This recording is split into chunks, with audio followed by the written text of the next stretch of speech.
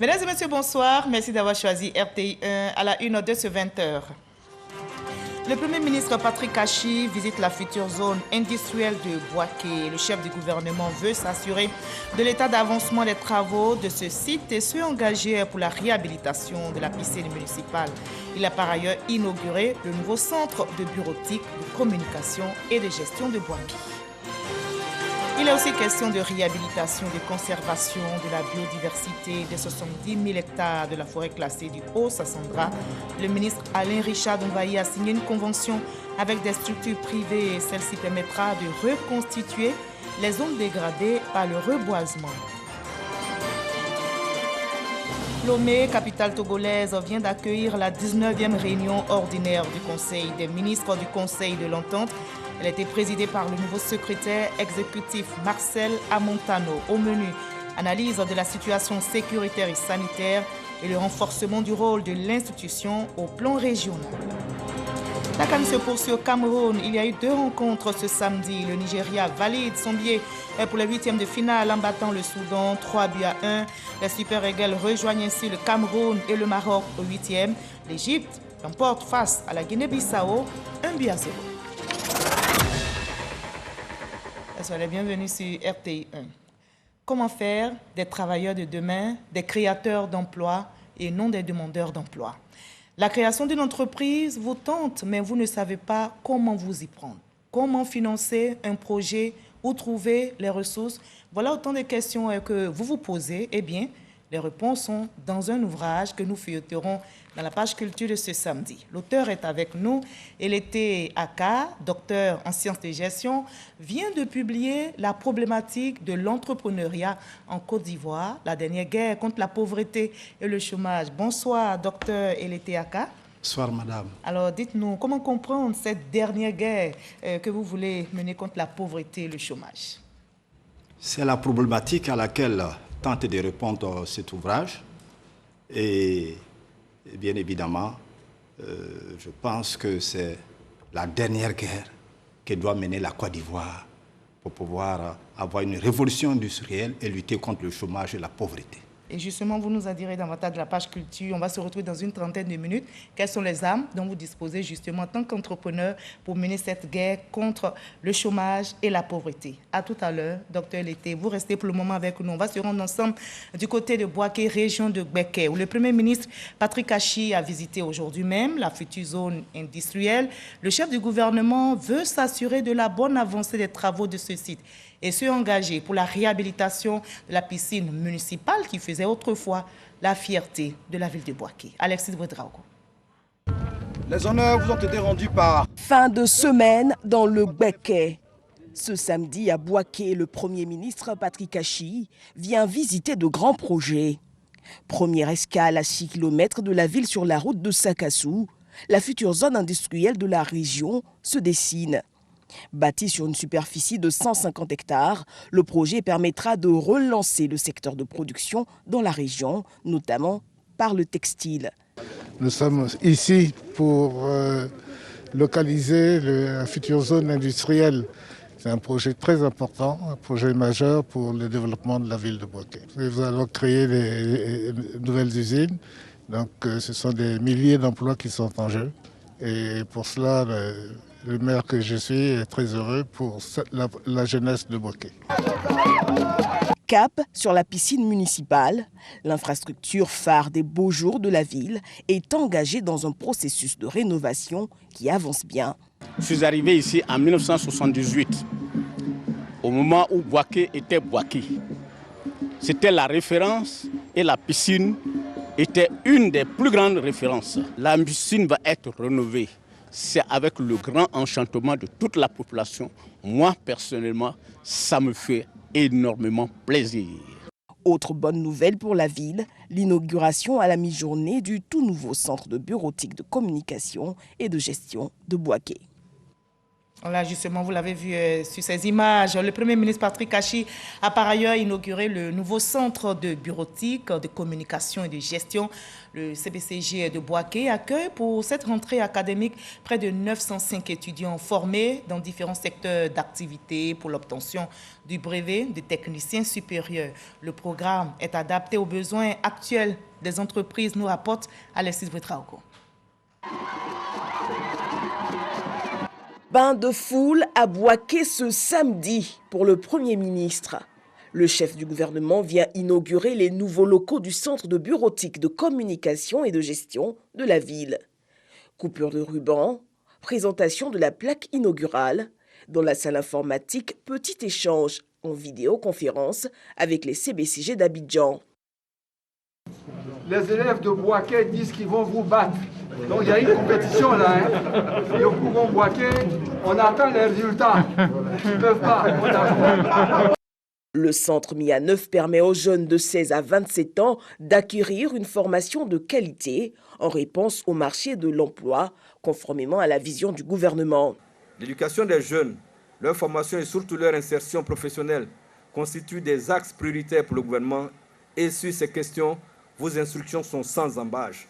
Il faut agir vite et dans la bonne direction afin de former le maximum de jeunes au métier et rechercher avec le secteur productif les stratégies d'insertion professionnelle. Bâti sur 3 hectares, le centre compte pour cette rentrée 905 élèves et l'État veut aller plus loin avec la réhabilitation engagée des lycées professionnels sur toute l'étendue du territoire, notamment dans les villes de Jacquesville, Mambondoukou, Bouaké, sans oublier le centre de formation au métier de l'automobile d'Abobo. Objectif, développer l'école de la seconde chance. La Côte d'Ivoire a besoin aujourd'hui d'ouvriers, de techniciens, de scientifiques, d'ingénieurs, de comptables, de gestionnaires pour accélérer la machine de nos entreprises et celle de notre marché de l'emploi ainsi que celle de notre nation. À nous de l'expliquer, à nous de le valoriser. Chers amis étudiants, ici se trouve désormais votre avenir. Il est entre vos mains, au sens propre du terme comme au sens figuré. Ici, dans cet établissement où l'État a mis tout ce qu'il avait de meilleur et où tous les professeurs donneront le meilleur d'eux-mêmes, l'échec ne sera pas permis. L'État a fait don de 2 quarts, plusieurs brasseurs, des équipements de sport, de couture, auxquels s'ajoute une enveloppe de 9 millions de francs CFA. Les choses avancent aussi très bien au ministère des Eaux et Forêts. Le ministre Alain Richard Donvaï vient de signer une convention avec des structures privées. L'enjeu reste la réhabilitation et la conservation de la biodiversité des 70 000 hectares de la forêt classée du Haut-Sassandra. La convention permettra de reconstituer les zones dégradées par le reboisement, dit Issa Tchonayo. Le ministère des Eaux et Forêts multiplie les actions afin que la Côte d'Ivoire retrouve son couvert forestier. Le ministre Alain Richard Donvaï vient à cet effet de signer une convention avec des structures privées portant réhabilitation et conservation de la biodiversité des 70 000 hectares de la forêt classée du Haut-Sassandra. Il s'agit, à travers cette convention également, de reconstituer les zones dégradées par le reboisement. En tant que partenaire financier, nous sommes très heureux d'associer le secteur privé à cette stratégie et nous sommes disponibles à accompagner le ministère pour la restauration des couverts forestiers en Côte d'Ivoire.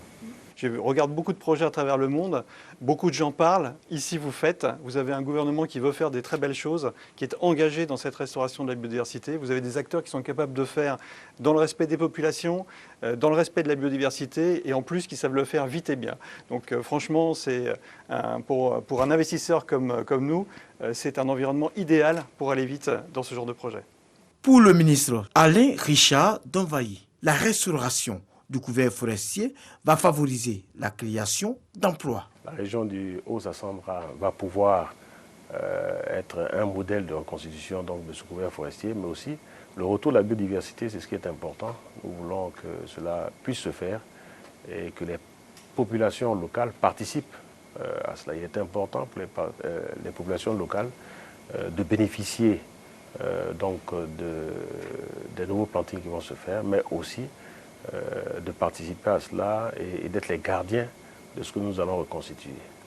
Toutes ces opérations vont permettre de créer de l'emploi, de créer de la richesse et de constituer une économie locale au bénéfice de nos populations.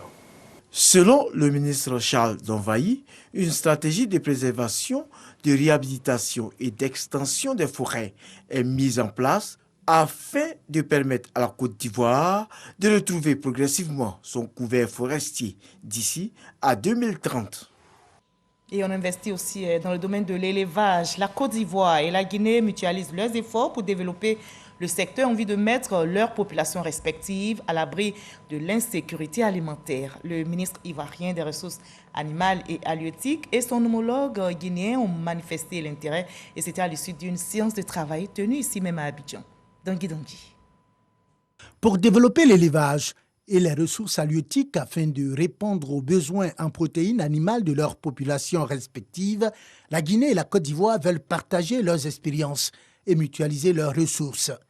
C'est ce qui ressort de l'audience que le ministre des Ressources animales et halieutiques a accordé ce vendredi à son homologue de la Guinée. Ensemble, nous allons travailler sur notamment 2 points. Le premier point, c'est l'amélioration de la productivité en lait et en viande de la race Ndama, qui est une race que la Côte d'Ivoire et la Guinée partagent ensemble.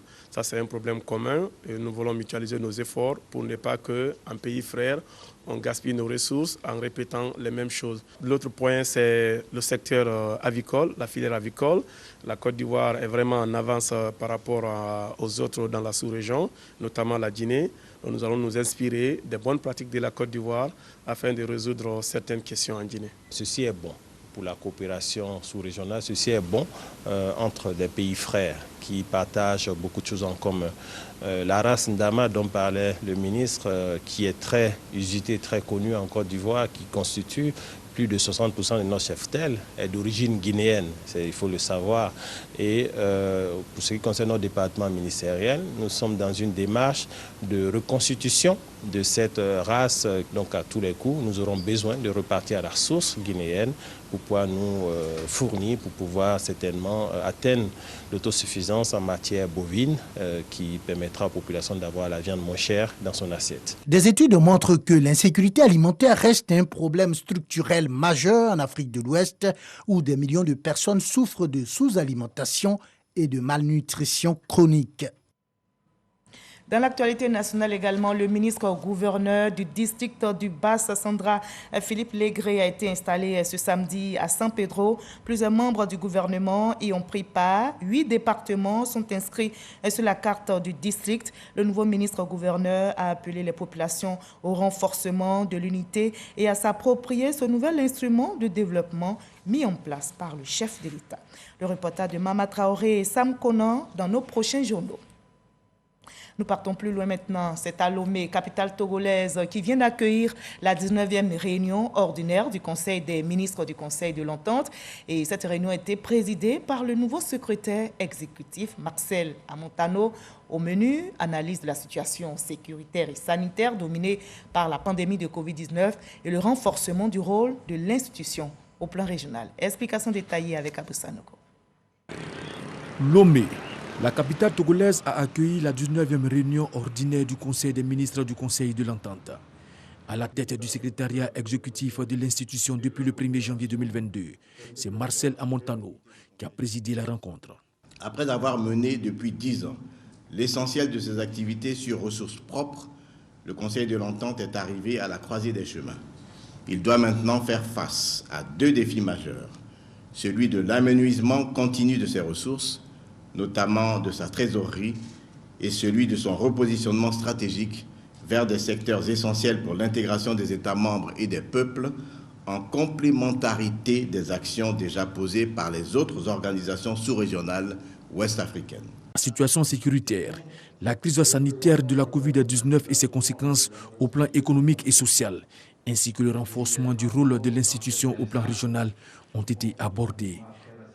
La qualité et la compétence à la tête de notre secrétariat exécutif renforcent notre optimisme et notre foi en un Conseil de l'Entente résolument tourné vers la réalisation de ces objectifs avec célérité et pragmatisme. Un nouveau plan et de nouvelles stratégies de planification sont nécessaires à l'apport de réponses appropriées aux différentes problématiques. Le Conseil des ministres a adopté le projet annuel de performance PAP 2022 d'un montant de 2,76 milliards de francs CFA, conformément au document de programmation pluriannuelle de dépenses 2020-2022 du Conseil de l'Entente. Il a encouragé le secrétariat exécutif à engager la réflexion pour l'élaboration d'un nouveau plan stratégique 2023-2027, l'actuel plan arrivant à terme en 2022. La 19e réunion ordinaire du Conseil des ministres du Conseil de l'Entente a également abordé la question de la réhabilitation du centre régional de formation pour l'entretien routier de Lomé, qui forme au métier de la route, du chemin de fer et des mines pour le compte des pays membres du Conseil de l'Entente, le Bénin, le Burkina Faso, la Côte d'Ivoire, le Niger et le Togo. Et on reste mobilisés et soudés surtout pour venir à bout de cette pandémie de Covid-19 qui sévit dans le monde.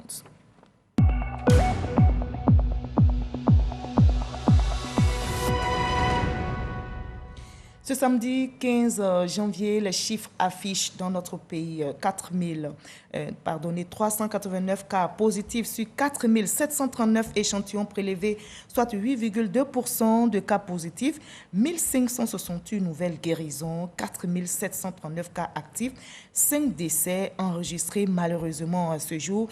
Faisons-nous tous vacciner, protégeons-nous, protégeons les autres, continuons d'observer les gestes barrières.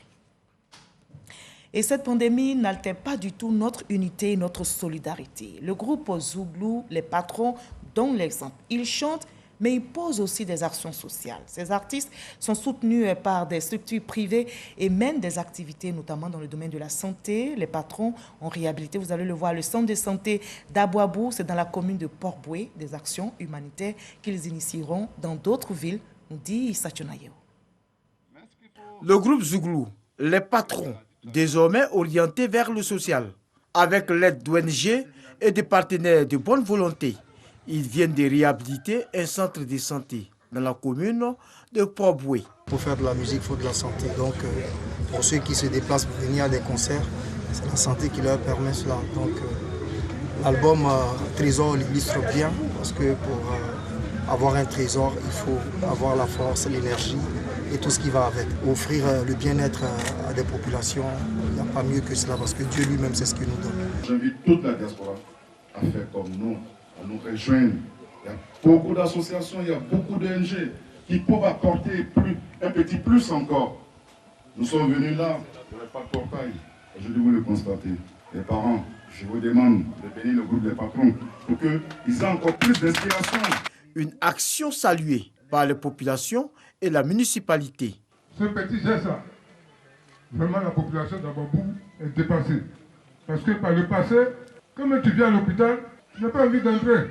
Aujourd'hui, tu arrives à l'hôpital, même à l'entrée, tu es déjà guéri.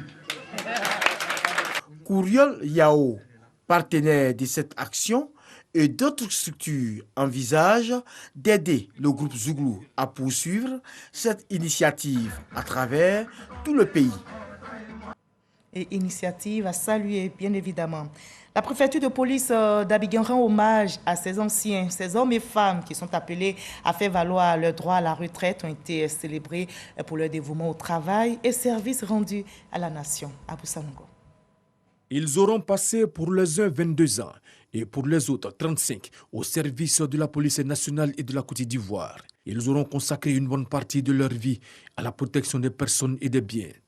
Ils quittent aujourd'hui définitivement la police nationale pour une autre vie, celle de civil. Ils sont appelés à faire valoir leur droit à la retraite. Mais avant leur départ, ils sont félicités pour le sacrifice consenti et surtout pour avoir été des modèles durant leur carrière. Au regard de tout ce que vous avez fait pour la police nationale, ce que vous avez fait pour la République de Côte d'Ivoire, disons merci. Des présents ont été offerts aux fonctionnaires de police appelés à faire valoir leur droit à la retraite. Nous sommes bénis de Dieu pour avoir eu l'honneur de servir notre pays, d'être en vie et en bonne santé. Invité d'honneur de cette cérémonie, le contrôleur général de police Joseph Yao Kwame, directeur général adjoint de la police nationale chargé de la sécurité publique, lui aussi admis à la retraite après 36 années de service.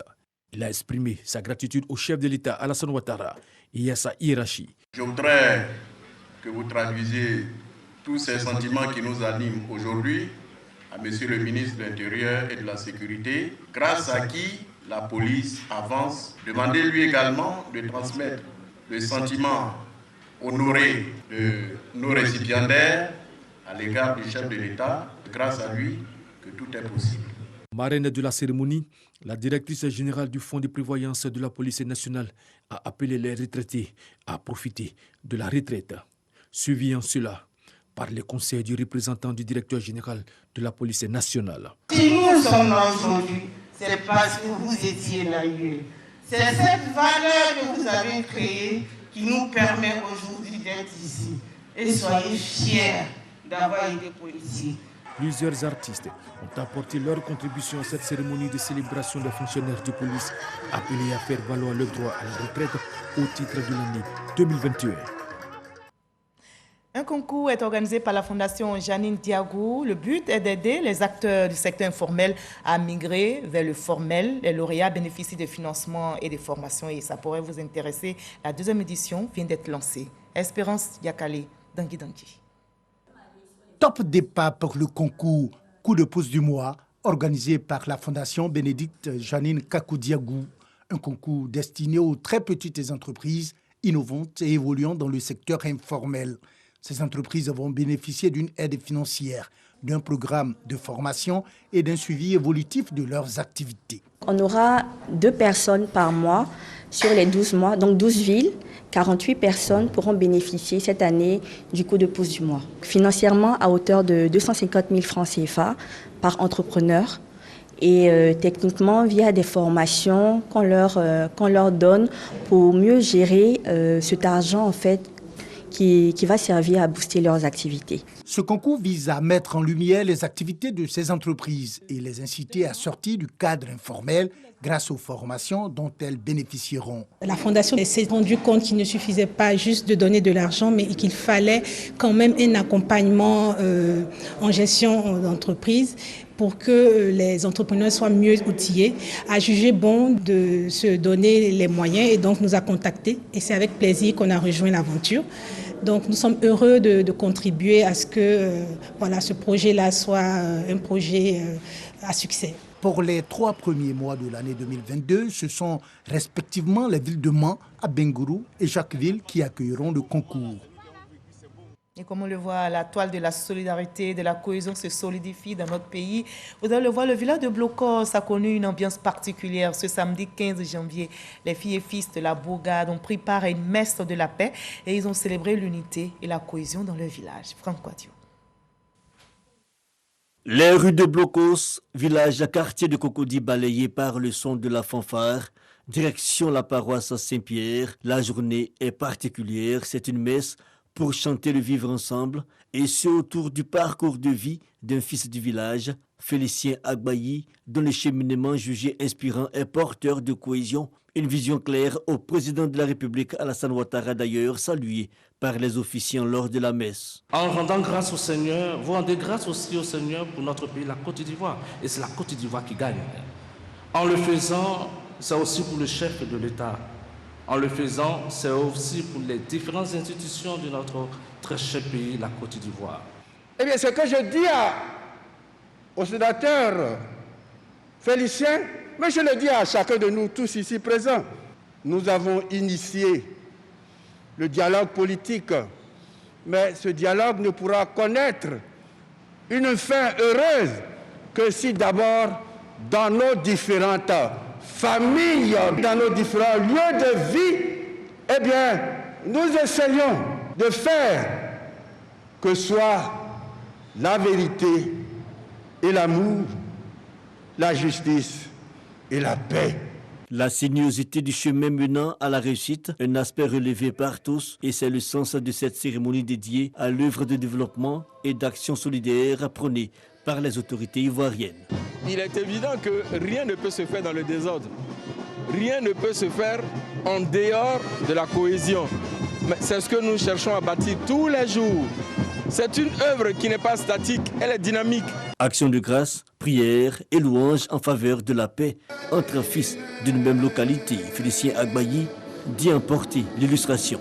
Dire au Seigneur merci et de confier le président Ouattara et sa famille à la protection du Seigneur, afin que l'œuvre titanesque qu'il a entrepris pour le développement et l'embellissement de notre pays se passe dans la paix, la sérénité. Une œuvre de développement que tous saluent ici à Blocos, village du district d'Abidjan. Et dans cette belle ambiance festive et paisible, on passe à l'actualité sportive africaine. C'est la CAN qui se poursuit. Au Cameroun, le Nigeria a validé son billet pour les 8e de finale ce samedi en battant le Soudan 3-1. Les Super Eagles rejoignent ainsi le Cameroun et le Maroc au 8e. Axen Kwasi, Jean-Sylvain Resso. Après son succès étriqué contre l'Égypte, le Nigeria enchaîne une deuxième victoire dans la compétition. Face au Soudan pour le compte de la deuxième journée du groupe D, les Super Eagles prennent la pleine mesure de leurs adversaires et ouvrent le score après 3 minutes de jeu grâce à Samuel Chikwueze. Dominateur, Simon Moses vient récompenser les bonnes intentions nigérianes avec le but du break dans les derniers instants de la première période. En seconde période, les Nigérians repartent sur les mêmes bases et creusent l'écart avec un troisième but signé Simon Moses. Mais à 3-0, pour les Soudanais, c'est une question d'honneur. Walieldine Kidir profite d'un pénalty pour réduire la marque. 3-1, score final. Grâce à ce succès, le Nigeria valide son billet pour les 8e de finale et devient le 3e pays à se hisser au tour suivant, après le Cameroun et le Maroc. L'autre match a opposé l'Égypte à la Guinée-Bissau. Les Pharaons l'ont emporté 1-0. Arsène Kwasi, Jean-Sylvain Resso. Battu d'entrée par le Nigeria, l'Égypte, sous pression, affronte la Guinée-Bissau pour le compte de la deuxième journée de la poule D. Un match que les Pharaons débutent idéalement, incarné par la tentative de Mohamed Salah, mais l'attaquant de Liverpool voit sa frappe repoussée par le poteau. Un manque de réussite que Mostafa Mohamed connaît également à la 18e minute. À force d'insister, les Pharaons sont récompensés de leurs efforts grâce à Mohamed Salah. À 1-0, les joueurs égyptiens croient tenir la victoire, mais se font surprendre. L'arbitre invalide le but après consultation de la vidéo-assistance. Malgré la bonne volonté des joueurs bissau-guinéens de revenir dans la partie, le score en reste là. 1-0, l'Égypte assure le service minimum et se relance dans la compétition. La fête du football continue au Cameroun. À l'affiche demain, 16 janvier, 4 rencontres. La Côte d'Ivoire, notre pays, qui joue son deuxième match ce dimanche, sera face à la Sierra Leone. Les Gambiens, eux, seront opposés aux Maliens. La Tunisie rencontre la Mauritanie. Et enfin, l'Algérie sera opposée à la Guinée équatoriale. Allez, on va prier, on va croiser les doigts pour la victoire des éléphants face à la Sierra Leone. On passe maintenant à la page culture de cette édition.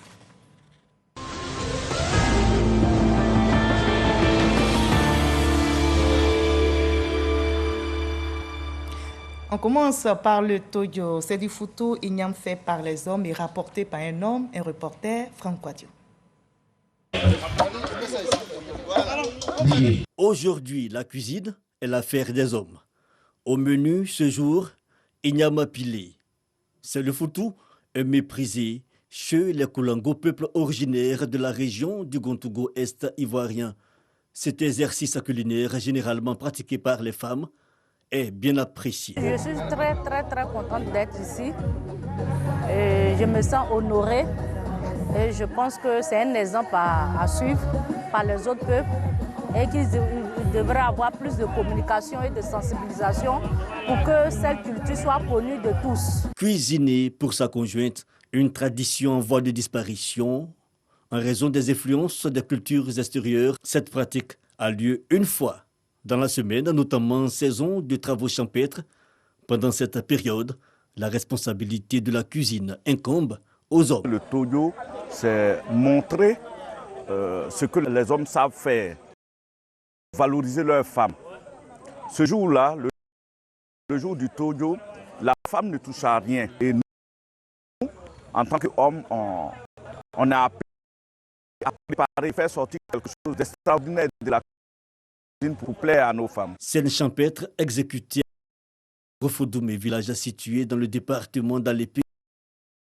Non loin d'Abidjan, la capitale économique, il s'agit à travers le Tojo Tour de préserver et valoriser l'art culinaire des peuples de Côte d'Ivoire, une initiative qui porte l'ambition de parcourir l'ensemble du territoire, et cela dès février 2022. Et c'est une très très belle initiative. Allez, on en arrive à l'entretien avec notre invité de la page culture. Bonsoir, docteur Elété. Bonsoir, madame. Et je suis heureuse de vous retrouver. Alors, pour évoquer la problématique de l'entrepreneuriat en Côte d'Ivoire, et vous êtes bien décidé à mener une guerre contre la pauvreté et le chômage. Eh bien, avant de nous parler des armes de l'entrepreneur que vous êtes, donnez-nous une idée de cette profession. Qui est entrepreneur? Mais l'entrepreneur, c'est une personne, un individu qui sait reconnaître les besoins d'un milieu, qui essaie de trouver, de réunir des ressources pour faire face à ses besoins, en prenant bien sûr des risques pour atteindre ces résultats. Voilà l'entrepreneur. D'accord. Alors, vous avez appelé dans votre ouvrage à former un nouveau Ivoirien entreprenant pour une Côte d'Ivoire émergente et développée. Avant de nous en dire davantage, nous allons suivre le résumé de votre ouvrage, résumé fait par Dangui. On regarde et on en reparle tout à l'heure. Experts et décideurs sont unanimes. L'esprit d'entrepreneuriat est le berceau de la création d'emplois, de l'innovation et du renouvellement du tissu économique d'un pays. On peut comprendre dès lors la volonté des autorités de favoriser l'émergence de champions nationaux et de faire la part belle au secteur privé dans la réalisation du Plan national de développement 2021-2025. Mais comment passer des intentions, discours et autres théories aux actes, c'est-à-dire à la phase d'éclosion des entrepreneurs? Une question sur laquelle butent gouvernants et apprentis entrepreneurs et que Aka Elété se propose de répondre dans son livre intitulé « Problématique de l'entrepreneuriat en Côte d'Ivoire, la dernière guerre contre la pauvreté et le chômage ». La démarche scientifique rigoureuse de ce titulaire d'un doctorat en sciences de gestion promet de montrer le chemin à suivre pour l'émergence d'une nouvelle race d'entrepreneurs dynamiques, imaginatifs et compétents. L'ouvrage, lourd de ses 190 pages et édité par Harmattan Côte d'Ivoire, a eu un écho favorable auprès de la Confédération générale des entreprises de Côte d'Ivoire, celle-ci, qui veut par ailleurs s'en inspirer pour déployer sa stratégie dénommée « Construire et accélérer l'émergence des champions nationaux ». Voilà un ouvrage de 190 pages, très digeste, facile à lire et surtout très instructif. Alors à vous lire. Docteur Elété, la Côte d'Ivoire fait face à un défi de taille pour vaincre la pauvreté, le chômage, c'est l'entrepreneuriat. Quelle lecture vous faites de la situation entrepreneuriale dans notre pays? Vous avez dû le remarquer dans l'ouvrage. J'ai essayé de voir un peu, de faire l'analyse de l'écosystème entrepreneurial ivoirien en partant, même avant l'indépendance, c'est-à-dire la période coloniale. Ensuite, les indépendances. Je rappelle que à l'indépendance, il n'y avait aucune entreprise moderne appartenant à Ivoirien. Le président de l'époque, le président Houphouët-Boigny, s'en est rendu compte. Et il a compris que pour développer ces pays après l'indépendance politique, il fallait aussi l'indépendance économique. Mais l'indépendance économique ne peut se faire qu'avec des Ivoiriens, avec des entrepreneurs. Il y a d'ailleurs un célèbre psychologue que peut-être vous connaissez très bien, Maslow, Abraham, il a dit que les 100 personnes que nos communautés ont le plus besoin, ce n'est ni des économistes, ni des politiciens, ni des ingénieurs, mais des entrepreneurs. D'accord. Et donc la situation aujourd'hui, votre lecture, l'état des lieux en deux mots? Depuis des années, il y a eu pas mal d'initiatives. D'accord. Et que pensez-vous de ces initiatives qui existent actuellement pour inciter l'entrepreneuriat? Sont-elles suffisantes pour vous? Malheureusement, il y a eu beaucoup d'échecs. Des échecs successifs et répétés qui n'ont pas permis d'atteindre les résultats escomptés malgré les moyens conséquents que les divers gouvernants ont mis en place. Il y a des champions nationaux aujourd'hui qu'on essaie de célébrer pour oui, mais il n'y en a pas assez. Il faut faire davantage. Il n'y en a pas assez. Il faut faire davantage. Il faut mettre les moyens. Il faut essayer d'identifier, d'évaluer le potentiel entrepreneurial de tous ceux, celles qui ont la capacité, la possibilité, le potentiel nécessaire pour qu'on ait des vrais champions, de nombreux champions, pour créer la valeur ajoutée, créer la richesse pour ce pays, pour aller à l'émergence en toute Vous êtes sérénité. enseignant, on va faire donc un peu de pédagogie. Alors, dans nos sociétés, nous avons une culture salariale et vous le savez. On est plus demandeurs que créateurs d'emplois. Alors, au Ghana, au Nigeria par exemple, l'entrepreneuriat est assez développé. Est-ce que nous, ici, on peut dire qu'on a très peur de prendre des risques? Bon, vous savez... Parce que quand vous dépeignez le tableau... Oui, mais c'est pour cela qu'il y a un certain nombre de stratégies que j'ai proposées dans le livre, dans l'ouvrage, pour amener l'entrepreneuriat à comprendre, à essayer de s'approprier l'entrepreneuriat. Très souvent, quand on parle d'entrepreneuriat, beaucoup de monde, on ne voit que la création d'entreprise. Mais non, il a 3 dimensions, l'entrepreneuriat. Il y a donc des étapes. Quelles sont ces étapes? D'abord, il y a l'entrepreneur lui-même, l'homme entrepreneur. Ensuite, il y a l'esprit d'entreprise. Et puis, la création d'entreprise, bien sûr, qui est au cœur même de l'entrepreneuriat. Mais très souvent, on ne voit que cet aspect. Ça veut dire qu'il faut qu'on arrive à donner à l'Ivoirien, depuis l'école primaire, le collège, l'esprit d'entreprise. Donc, l'éducation entrepreneuriale dès le bas âge au primaire. Dès le bas âge. Mais c'est vrai qu'on peut apprendre à l'enfant dès le primaire, si on vous suit, l'esprit d'entrepreneuriat, mais la famille aussi peut être un obstacle. Parce que vous savez que des parents influencent souvent le choix de leurs enfants. Dans nos sociétés aujourd'hui, le fait de devenir, par exemple, éleveur, faire une formation pour être éleveur, on a l'impression que c'est parce que tu n'as pas réussi. Mais vous voyez, je pense que ça va arriver, parce que si on commence déjà par donner l'esprit entrepreneurial, l'esprit entrepreneur à l'école, les jeunes vont comprendre que aujourd'hui, celui qui est le plus important, ce n'est pas celui qui est le plus instruit, c'est celui qui a beaucoup d'argent. Celui qui a beaucoup d'argent respecté, on le voit aux États-Unis, les gens, c'est ceux qui ont... Il y a des raccourcis qu'on prend, hein, si on veut vous suivre dans cette idée, on peut prendre des raccourcis. Les États-Unis ont compris dès le départ que le plus important, il fallait travailler dur, avec intelligence, dynamisme, compétence, imagination, pour créer la richesse, pour avoir les moyens, et on vous considère. Vous avez beau être le plus instruit, mais si vous n'avez pas un sou, personne ne vous considère, madame. Ça, c'est vrai. Alors, vous évoquez aussi le fait que le programme scolaire est très théorique. Conséquence, de nombreux enfants sortent du système sans savoir-faire. Alors, vous posez là la question de l'adéquation emploi-formation qui est prise en compte, n'est-ce pas, par nos gouvernants aujourd'hui? Oui. Moi, j'insiste sur le fait qu'il faut une révolution entrepreneuriale. C'est-à-dire qu'il faut aller au-delà de ce qui est fait. Aujourd'hui, par exemple, des efforts énormes sont faits par l'État. Depuis, de nombreux gouvernements ont essayé de mettre en place des fonds sociaux. Aujourd'hui encore, il en existe. Il y a l'agence emploi jeune. Pour aider, bien sûr, c'est ce qu'on appelle l'entrepreneuriat social. Mais on ne peut pas aller à l'émergence avec l'entrepreneuriat social. Mais ce sont de bonnes initiatives quand même. C'est de très bonnes initiatives pour aider les gens à quitter la pauvreté, pour pouvoir, ce qu'on appelle le taux-emploi, pour pouvoir avoir quelque chose à manger, pour essayer de se prendre en charge. Rien que pour la cohésion sociale, la stabilité, c'est important. Mais si nous voulons aller à l'émergence, si nous voulons devenir demain des champions, comme la Corée, compétir comme le Corée, Brésil, comme le Brésil, comme d'autres pays, il faut absolument alors revoir cela. Il faut avoir des gens qui ont un potentiel entrepreneurial. Il faut mettre les moyens aussi. Donc, un projet dont on a besoin 100 millions pour bâtir, pour un entrepreneur bâtir, il ne faut pas lui donner 5 millions. Est-ce que toutes les idées sont bonnes pour créer une entreprise? A priori, les idées sont bonnes, mais ça ne suffit pas. Parce que vous parlez des facteurs négatifs dans votre ouvrage. Oui, mais ça ne suffit pas. On peut avoir des idées, a priori, apparemment, qui sont lumineuses, des très bonnes idées. Mais quand on fait une petite analyse, on comprend en fait que ces idées-là, elles n'ont pas marché. En 30 secondes, j'ai lu une petite anecdote que j'ai trouvée très intéressante. Votre élève, votre étudiant, un de vos étudiants qui a décidé de créer une entreprise de fermeture. Oui, parce que l'étudiant qui était en année d'ingénieur était venu me voir pendant son stage. Il était très heureux parce qu'il avait trouvé une très belle idée. Il voit les fermetures pour les robes, les jupes, les pantalons. Il s'est dit, mais ça, c'est un marché, c'est pas possible. Il est venu me voir et dit, mais il faut qu'il crée une entreprise pour essayer de produire des fermetures éclair pour les dames, pour les hommes. Une idée lumineuse, mais que vous n'avez pas trouvé. OK, donc quand il est venu, il pensait avoir trouvé l'idée. Mais moi, je n'étais pas si sûr. Je lui avais demandé s'il avait fait une petite enquête. Il a dit, oh, mais vous ne voyez pas autour de vous le nombre de femmes, le nombre d'hommes, etc. Alors donc, j'ai essayé d'approfondir. Je dis, mais voilà, d'abord, il ne suffit pas de produire.